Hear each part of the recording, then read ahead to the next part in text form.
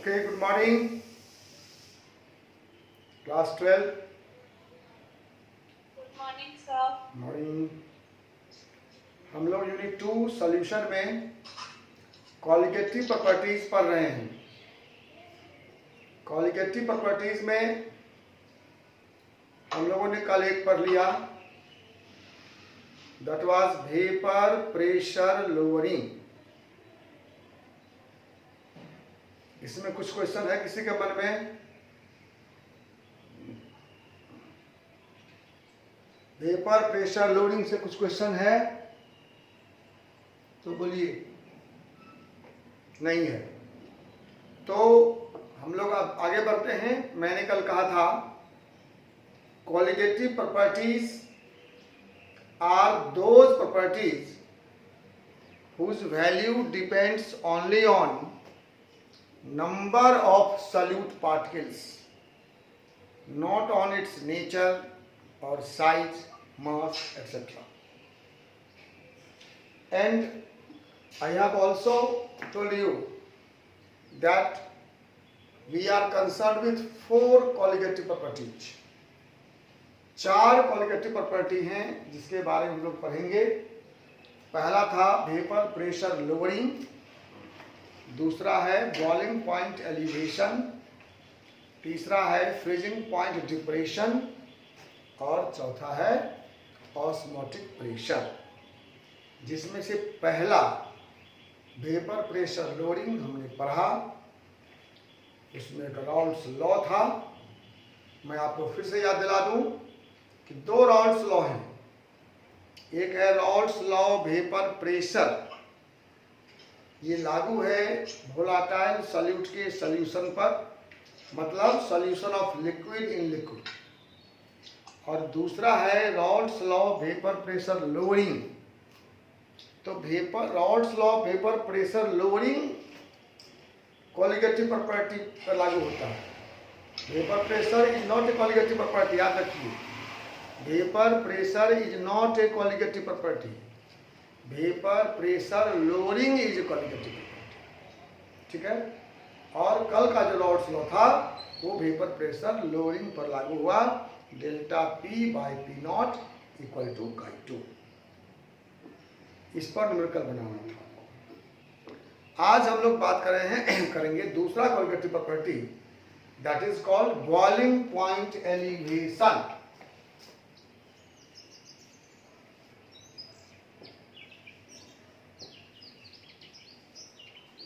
Boiling point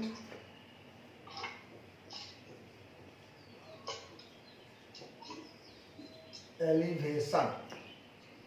boiling point elevation आप तो नाम से समझ गए होंगे।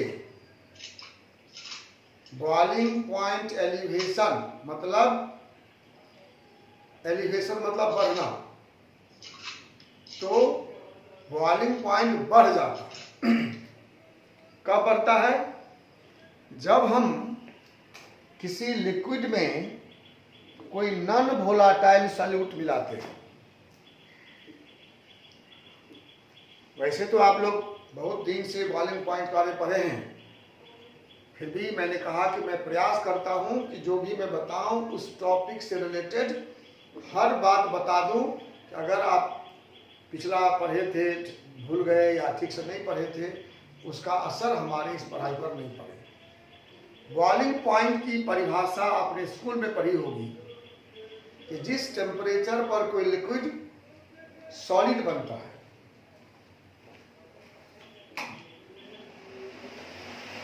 वो बॉइलिंग पॉइंट है।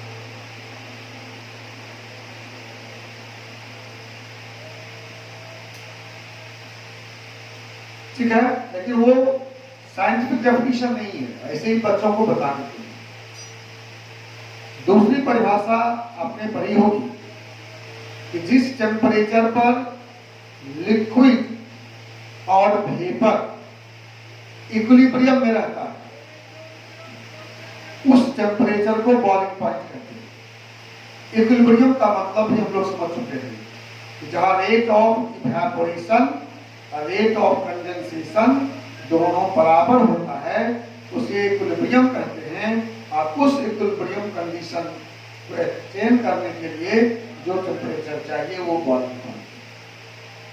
लेकिन बॉइलिंग पॉइंट का जो असल डिफिनीशन है वो मैं बता रहा हूं, आप जानते भी होंगे, हो सकता है।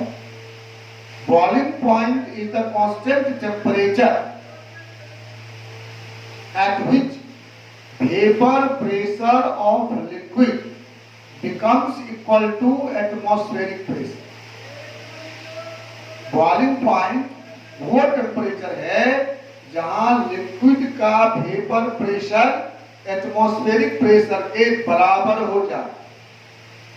ठीक है, इसको पहले आप नोट करिए।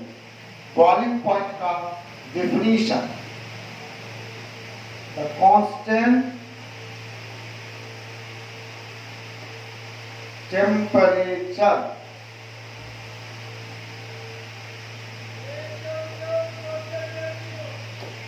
at which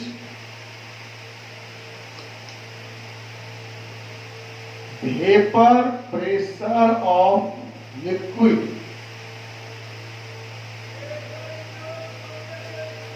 becomes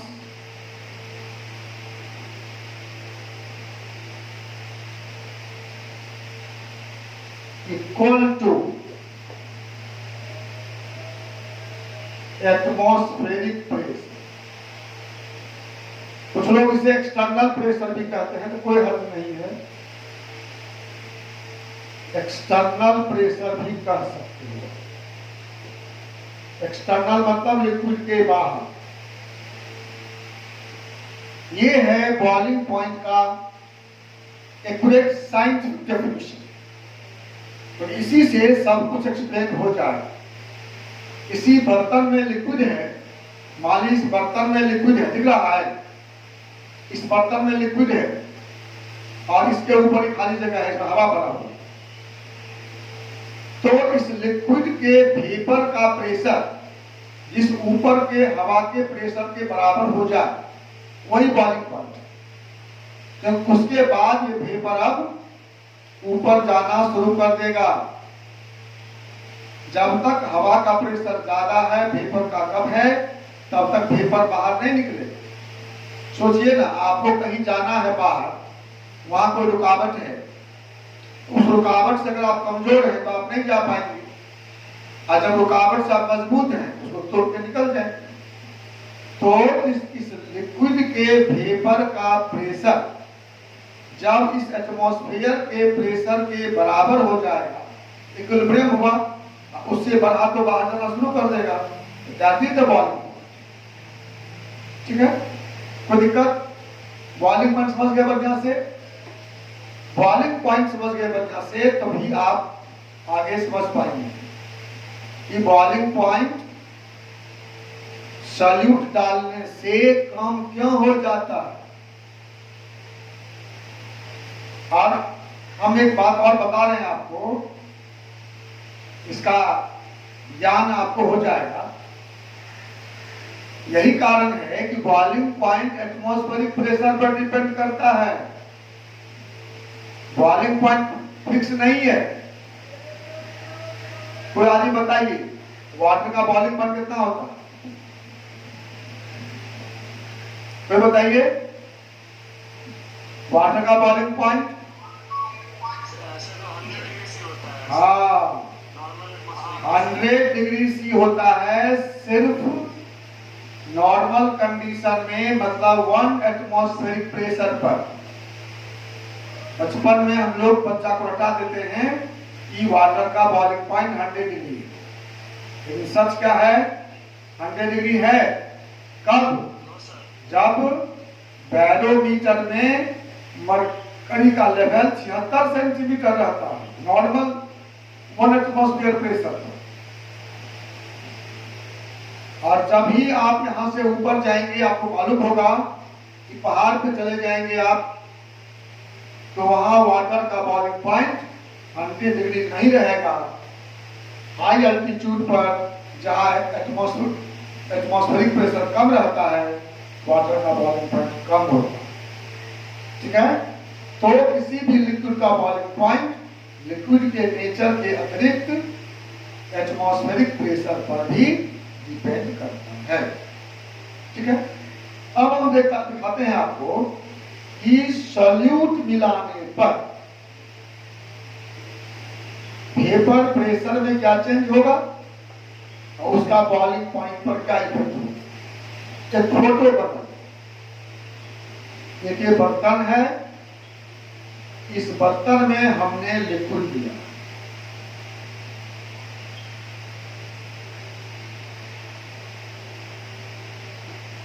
pure liquid मान लीजिए, pure water, pure oil, pure tonic, pure benzene, एक प्योर लिक्विड है। और आपको मालूम है कि अपर लेयर जो है लिक्विड का अपर लेयर, उसके मॉलिक्यूल में टेंडेंसी है वेपर बनकर बाहर चले जाने की, फिर कुछ लौटते भी हैं। तो ये अपर लेयर के लिक्विड मॉलिक्यूल चाहते हैं कि हम वेपर बन के चले जाएं। तो वेपर बनने का रेट क्या होगा? वेपर बनने का रेट नेचर पर तो डिपेंड करता ही है, इसके अलावा इस ऊपर के लेयर पर जितने मॉलिक्यूल हैं उस पर डिपेंड करेगा। अगर मान लिया अपर लेयर में 10 ही मॉलिक्यूल है और 10 मॉलिक्यूल में का 10% वेपर बनता है, एक ही मॉलिक्यूल वेपर बनेगा। अगर ऊपर 30 मॉलिक्यूल है उसका 10% बनना तो 2 बनेगा। अगर 100 मॉलिक्यूल है तो उसका 10% बनना है तो 10 बनेगा। मतलब अपर लेयर में जितने मॉलिक्यूल्स रहेंगे उसी रेशियो में वेपर बनेगा, तो उसी रेशियो में उसका प्रेशर भी होगा। ठीक है, कोई दिक्कत है? Vapour pressure will depend on number of liquid molecules at the surface. अब इस लिक्विड में हमने कोई नॉन वोलेटाइल सॉल्यूट मिला दिया, जैसे जल में हमने चीनी मिला दिया या नमक मिला दिया, तो उसको जो हम घुलाएंगे नमक या चीनी को किसी नॉन वोलेटाइल सॉल्यूट को, तो वह भी तो सॉल्यूशन में ही रहेगा ना। कहाँ रहेगा बताइए? सॉल्यूट के मॉलिक्यूल सॉल्यूशन में कहाँ रहेंगे? पेंदी में बैठे रहेंगे, बीच में रहेंगे, कहाँ रहेंगे? कहाँ रहेंगे? पूरे सॉल्यूशन में रहेंगे, पूरे सॉल्यूशन में डिस्ट्रीब्यूट रहेंगे ना। अगर एक गिलास पानी में आप चीनी घुला देते हो तो वो कौन सा पानी मीठा होता? ऊपर वाला के नीचे वाला के बीच वाला? हाँ, एक जगह। तो सॉल्यूट हर लेयर में रहेगा। तो मान लीजिए कि 100 मॉलिक्यूल था अपर लेयर में लिक्विड का, उसके हिसाब से वेपर बन रहा था, उस वेपर का प्रेशर हो गया P0। अब जब इसमें शुगर मिला दिए तो मान लो कि 10 जो मॉलिक्यूल था वह शुगर चला आया ऊपर। 10 मॉलिक्यूल हर लेयर में है, अपर लेयर में भी है। 100 मॉलिक्यूल में जो था वाटर का 10 शुगर मॉलिक्यूल आ गए, तो वाटर कितना बचा? 90 ओनली। अब अपर लेयर में 90 ही मॉलिक्यूल है, तो वेपर 90 के अनुपात में बनेंगे। तो वेपर कम बनेंगे अधिक बनेंगे? कम बनेंगे। अब वेपर कम बनेंगे तो प्रेशर क्या होगा? वेपर का प्रेशर क्या होगा? तो कम हो जाएगा। तो P0 से PS आ गए, तो ये PS P0 से लेस होगा। आप इसको ऐसे लिखिए, P0 ग्रेटर देन PS।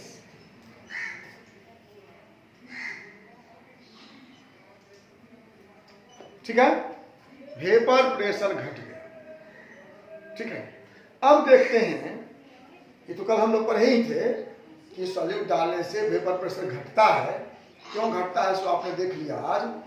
अब है कि इस घटने का बॉइलिंग पॉइंट पर क्या प्रभाव है, तो हम एक ग्राफ बनाते हैं, उस ग्राफ से आपको दिखाना चाहते हैं।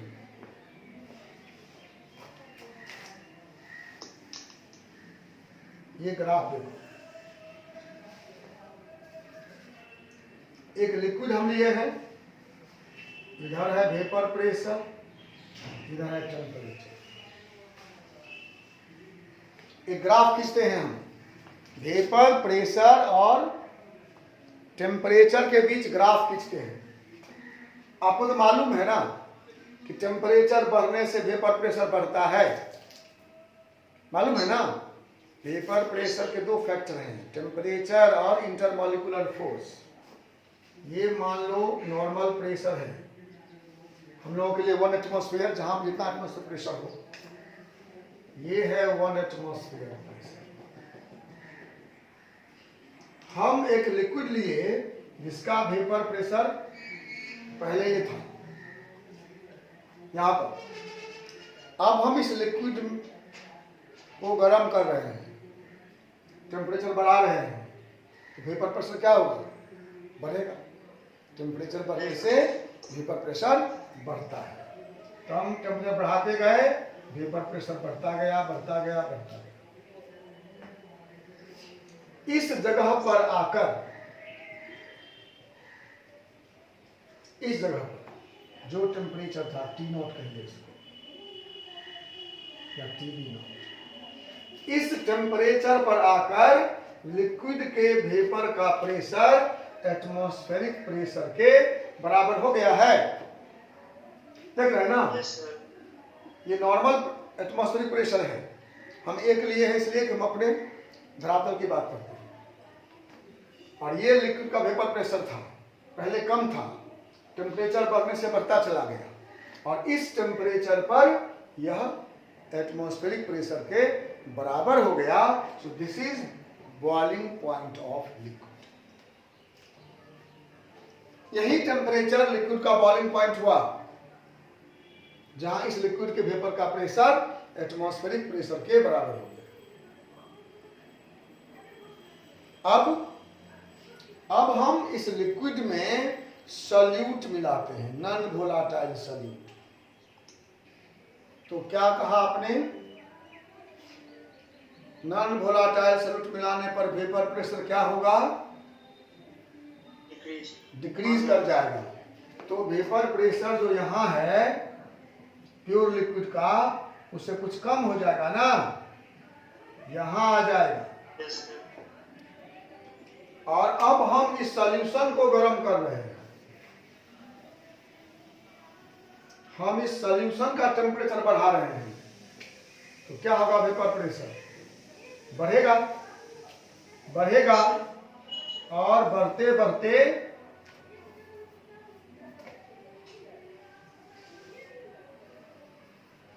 यहां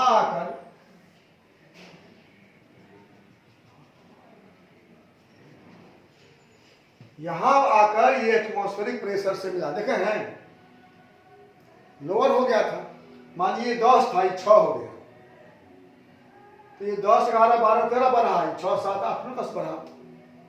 तो कुछ आगे जाकर कुछ हाई टेम्परेचर पर सॉल्यूशन का वेपर प्रेशर एटमॉस्फेरिक प्रेशर के बराबर होगा ना। मान लीजिए किसी आदमी के पास 50 रुपया है, और उसका कुछ आमदनी बढ़ा, तो 50 से 60 हुआ, 70 हुआ, 80 हुआ, 90 हुआ, 100 हो गया। किसी के पास 20 रुपया है, उसको भी आमदनी शुरू हुआ, तो उसको 100 होने में टाइम लगेगा। तो वही बात है। तो ये हुआ बॉइलिंग पॉइंट ऑफ सॉल्यूशन, ये है वेपर प्रेशर ऑफ लिक्विड, और ये है वेपर प्रेशर ऑफ सॉल्यूशन। देखिए, मैंने कुछ नहीं किया है, कि ग्राफ खुद कह रहा है कि TB0 से बड़ा है, ठीक है। समरी ये हुआ कि किसी लिक्विड का अपना कुछ वेपर प्रेशर है P0।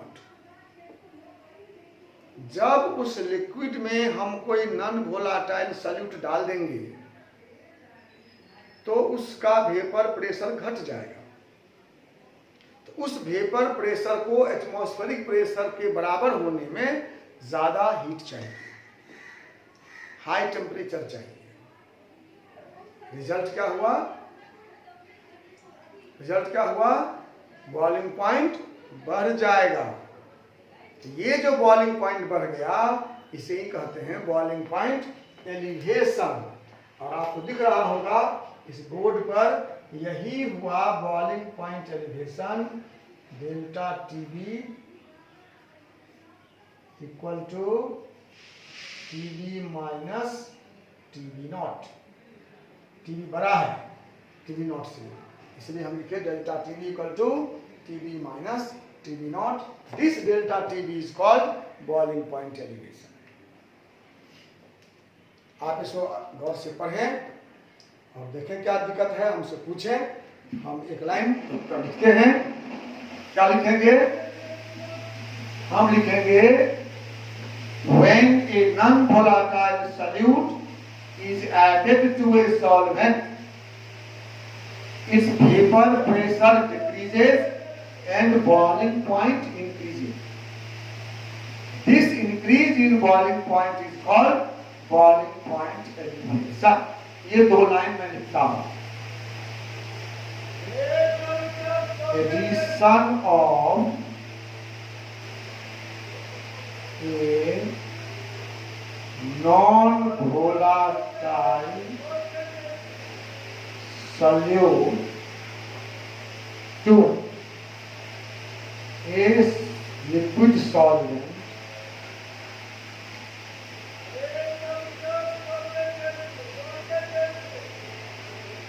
decreases its vapor pressure and increases boiling point.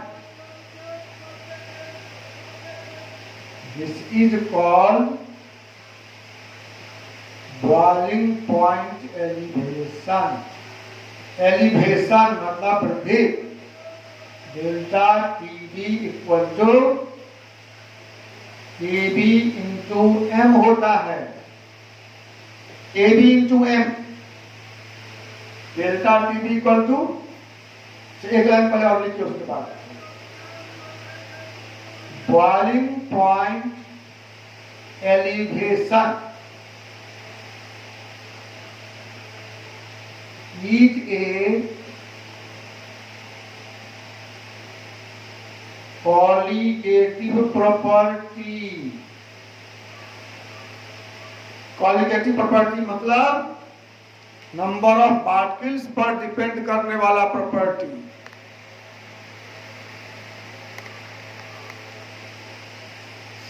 Boiling point elevation क्या है, क्वालिटेटिव प्रॉपर्टी है, मतलब ये नंबर ऑफ सॉल्यूट पार्टिकल पर डिपेंड करता है। ठीक है, तो अब ऊपर मिटाता हूं मैं।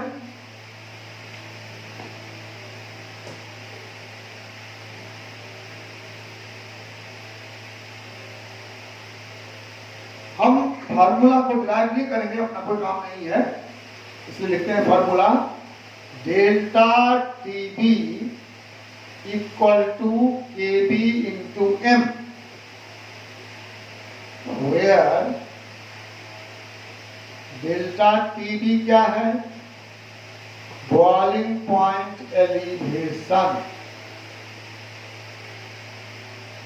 केबी क्या है, मोलल एलिवेशन कांस्टेंट कहते हैं इसको, मोलर एलिवेशन कांस्टेंट या इबुलियोस्कोपिक constant.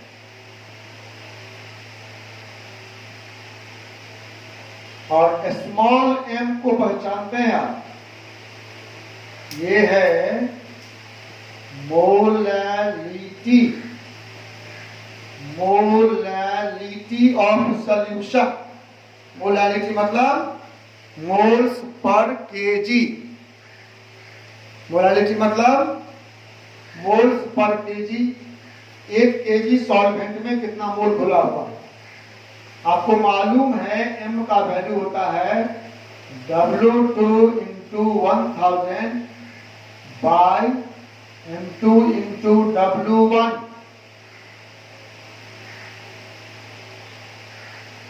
Small m molarity equal to W2 into 1000 M2 into W1।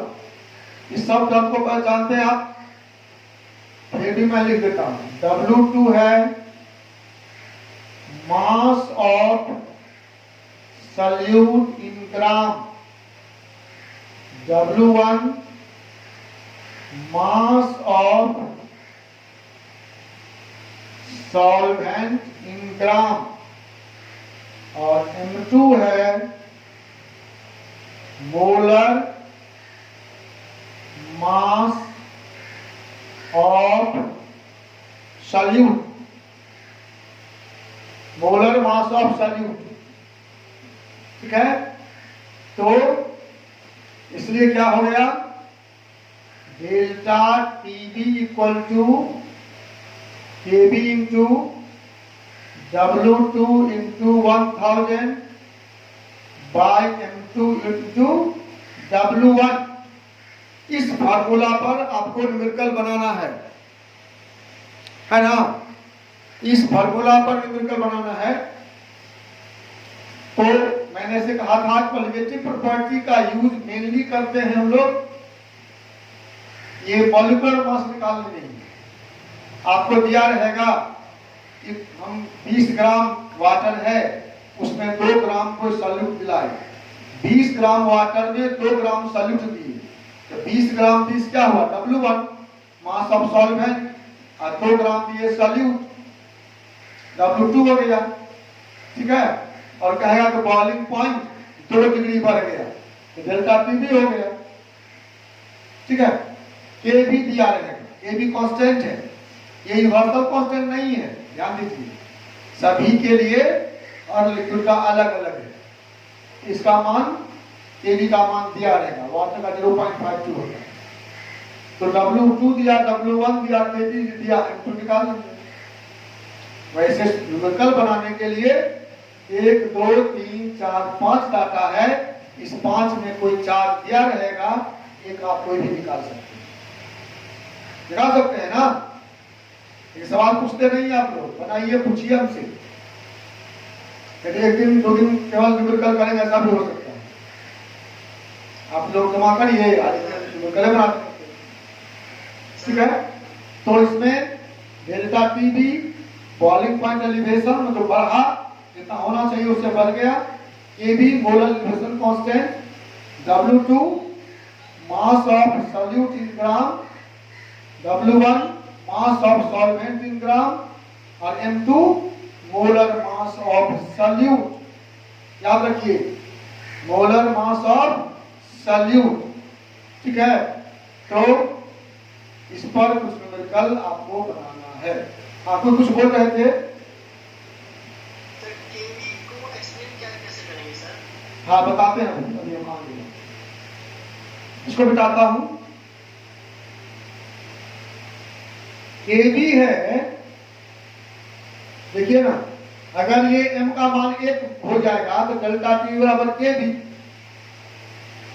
हो ना। तो 1 मोलर सॉल्यूशन के बॉइलिंग पॉइंट में जो एलिवेशन होगा, दैट इज, नाम क्या है उसका, मोलर एलिवेशन कांस्टेंट।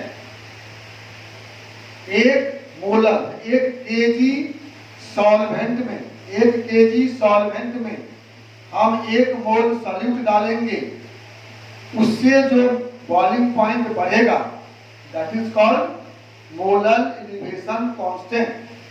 ठीक है, अब नोट कर लो क्या है केजी। केबी है elevation in boiling point when 1 mole solute is added to 1 kg solvent। 1 kg solvent में 1 मोल सॉल्यूट डालने पर जो बॉइलिंग पॉइंट में एलिवेशन होगा वह मोलर एलिवेशन कांस्टेंट है, और Kb का फॉर्मूला होता है mR Tb not square by 1000 delta vap H। mRTB naught square by 1000 delta vap H। बताइए इसमें क्या सब है? m क्या है? m है m1। m1 मतलब आप जानते हैं molar mass of solvent. R है यूनिवर्सल गैस कांस्टेंट। इसका मान जानते हैं आप लोग 8.314। टीबी नॉट को पहचान लिए हैं अभी। ये बॉइलिंग पॉइंट है प्योर लिक्विड का।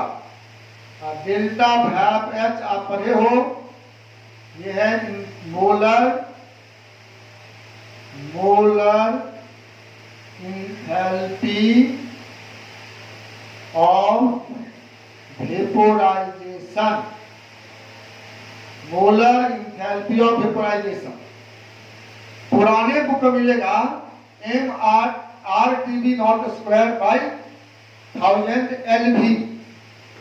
पुराने बुक में है KB equal to RTB not square by 1000 LV। LV क्या है?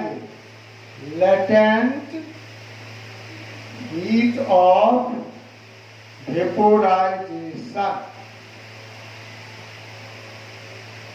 ये ओल्ड बुक में लिखा हुआ है केबी के लिए। हम लोग ये यूज करते हैं नया फॉर्मूला में KB equal to m1 RTB not square by 1000 delta vap H। m1 हम यूज करते हैं।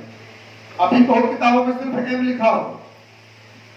मैं क्यों यूज करता हूं मैं बता दिया था आपको कि मैं सॉल्यूट के लिए 2 और सॉल्वेंट के लिए 1 लिखता हूं ताकि बच्चों को या किसी को भी कहीं समझने में कंफ्यूजन नहीं हो।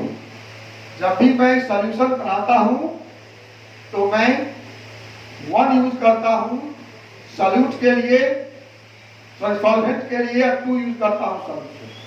तो W1 है मतलब मास ऑफ सॉल्वेंट, W2 है मतलब मास ऑफ सॉल्वेंट, M1 है मतलब molar mass of solvent, M2 है इसका मतलब मोलर मास ऑफ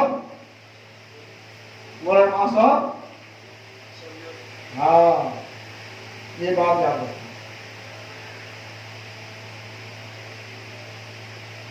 आप बताओ क्या प्रॉब्लम?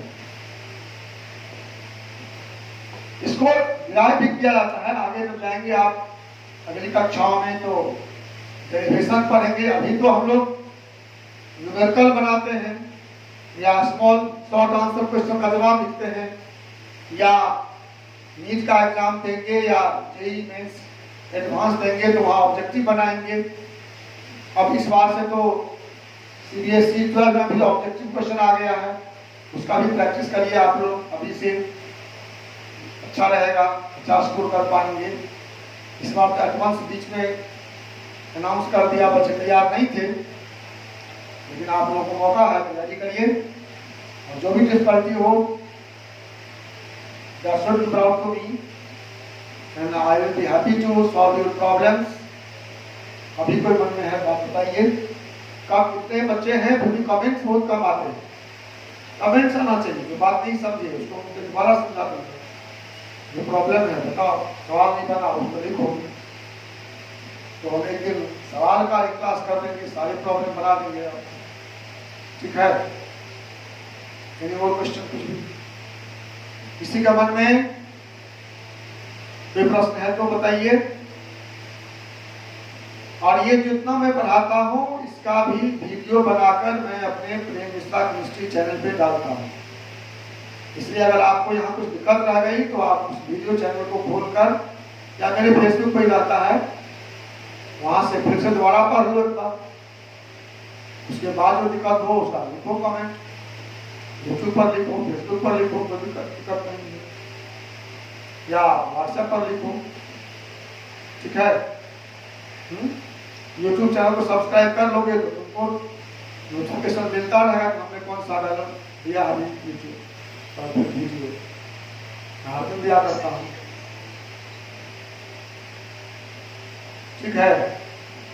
और आपको मालूम ही होगा कि मेरे इस क्लास की पूरे दुनिया, भारत में क्या पूरी दुनिया में तारीफ हो रही है, पता है?